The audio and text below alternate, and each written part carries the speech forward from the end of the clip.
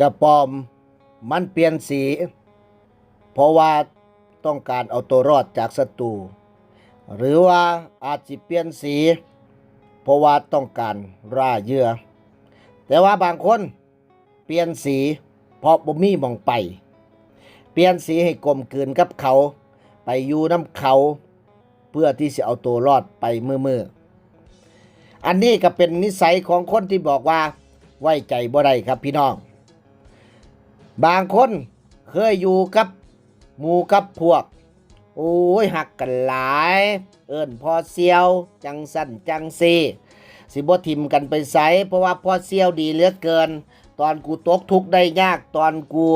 ป่วยไข้ตอนกูลำบากพอเซียวบ่เคยทิมกูสาเหตุที่เอิ้นพอเซียวเพราะว่าไม่หยังเพราะว่าเขาดีนำเฮาอยากได้หยังเขาก็หาให้เฮ็ดมีแต่แนวดีๆให้ก็เลยเอิ้นพอเซียวเพราะว่าพอเซียวกับหมู่เฮานี่เป็นพรรคเป็นพวกกันกับหมู่เฮานี่เป็นอ่าสามีภรรยากันอันนี้ก็นิทานดอกพี่น้องก็เลยเอิ้นพอเซียวเพราะว่าเขาดีที่แรกก็บ่เอิ้นดอกครับที่แรกบ่เอิ้นเอาไปเอามาเขาดีโพดก็เลยเอิ้นพอเซียวคำนี้ก็นึกว่ามันสิบ่ได้ยินอีกแล้วครับพี่น้องล่าสุดก็ได้ยินครับในนิทานในความฝันผมครับเอิ้นพอเซียวครับเอิ้นเต็มปากเต็มคำเอิ้นพอเซียวพุ่นเด้พี่น้องลืมพอเซียวคนแรกมาเอิ้นพอเซียวคนที่สองเพื่อยังว้ายบ่จังใดดอกกูต้องเอาตัวรอดกูบ่มีหม้องไปแล้วเป็นบ่ได้เปลี่ยนสีเพื่อที่สิลบศัตรูเด้พี่น้องเปลี่ยนสีเพื่อที่สิเข้าไปอยู่ในสิกลมกลืนกับเขาเฮ็ดจังใดได้มันไปไสบ่ได้ดอกเป็นบ่ล่ะอันนึงก็โถกเทกโรยโต๊ะโรยเต้นไปอันนี้ก็เว้าถึงครับนิทานอีลุงข้างบ้านครับอีลุงข้างบ้านตอนนี้เนี่ยเอิ้นแล้วเอิ้นเต็มปากเต็มคำแล้วพอเซียวจังสั่นพอเซียวจังซี่แต่ว่าถามหาความดีพอเซียวมีบ่จ้า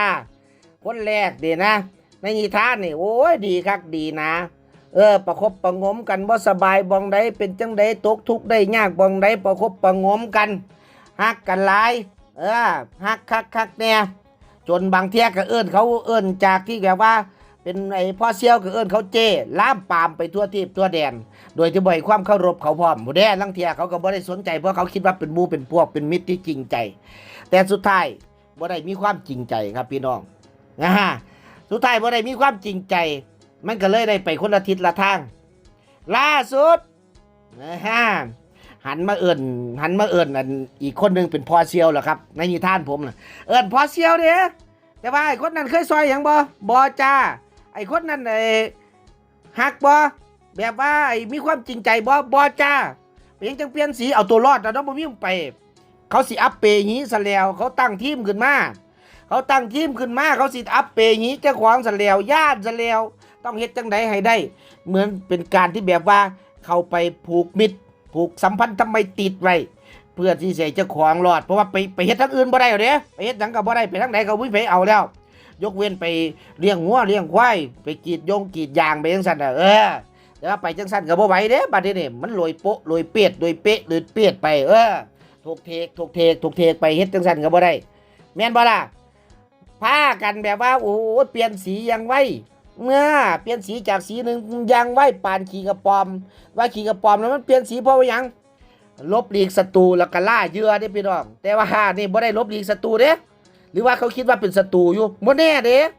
มันอาจจะเป็นศัตรูกันก็ได้เนาะพี่น้องเนาะมันบ้องกันเด้มันบ้องมึ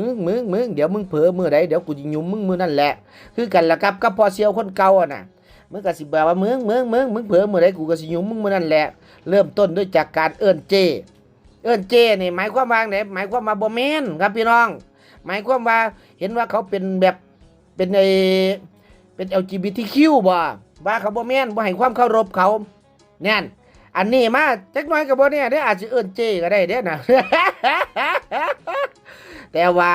เฝ้าเปลี่ยนครับพี่น้องบ่ได้เด้เพราะว่าตอนนี้เขาเริ่มคัดคนออกแยกคนออกแยกน้ำออกค่อยๆคัดออกค่อยๆคัดออกค่อยๆเอาคนของเจ้าของเข้ามาค่อยๆบีบนวดโอ้ยคันเจ้าของไปแข็งกร้าวกับเขา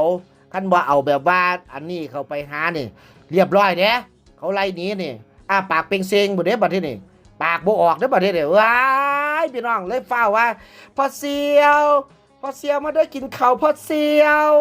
โอ้ยมื้อนี้พ่อเสียวมาเลี้ยงข้าวโอ้ยมื้อนี้พ่อเสียวมาหาพี่น้อ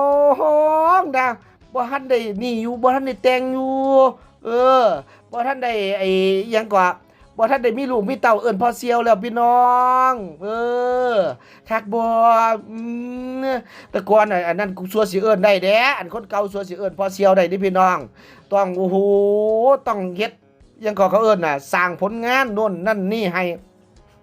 เป็นที่ประจักษ์พุ่นเด้พี่น้องเป็นที่ประจักษ์เป็นที่ฮู้เป็นที่เห็นพุ่นเด้จังสิเอิ้นได้ตอนนี้บ่ทันได้สร้างผลงานอีหยังดอกพี่น้องมีแต่คำโมโปรเจกต์อยู่โอ้ยมาเป็นร้อยก็เลยเอิ้นกันพอเสียวไปหยังเด้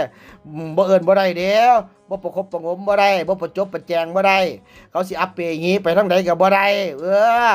เป็นตะเลียโตนเนาะพี่น้องเนาะอุ้ยหันมาทางนี้สิหันกลับไปทางหันมาทางนี้เขาก็บ่ต้อนรับหันไปทางพูนเขาก็บ่ต้อนรับอยู่ได้บ่องเดียวไปไสก็บ่รอดนิทานนะพี่น้องบ่ได้เกี่ยวกับไผสมมุติเป็นจังไดเตี้ยอีลุงข้างบ้านอุ้ยนะแบบจังไดล่ะแบบเว้าใหญ่เว้าโตพุ่นเด้ลังเที่ยออกมาเว้าใหญ่เว้าโตออกมาเว้าวากพุ่นเด้ว่ายืนด้วยลำแข้งเจ้าของบ่เคยมีผู้ใดซอยเหลือจังสั่นจังซี่บ่เคยร่ำรวยบ่เคยมีเงินย้อนคนซอยเหลือ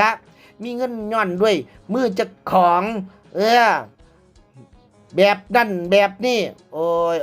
ตามสบายโลดนะคนลืมคุณคนเนี่ยมันก็บ่โดนดอกนะแม่นบ่เดี๋ยวมันก็มีแนวเป็นแนวไปแนวเสียไปเรื่อยๆล่ะพี่น้องก็ระมัดระวังไว้เนี่ยล่ะบัดเที่ยวว่ามื้อใดมื้อนึงมาเด้อสรรพากรเขาไปตรวจสูดิสูสิห้องอากเด้อย่าลืมนะไอ้รายได้จากโซเชียลน่ะเขาคิดเป็นอีหยังก็ล่ะมันบ่ได้คิดเป็นอันนี้เด้มันคิดเป็นรายได้ที่มาเป็นเหมือนกับเงินเดือนน่ะพี่น้องรายได้100,000แสนรายได้100,000ถึง150,000ถึงตัวนั้นตัวนี้คิดเป็นเปอร์เซ็นต์เด้ภาษีฮอด 35% ระวังนะบ่อยากพากอุ้ยกูอยากยืมตรวจสอบสูเด้นิทาน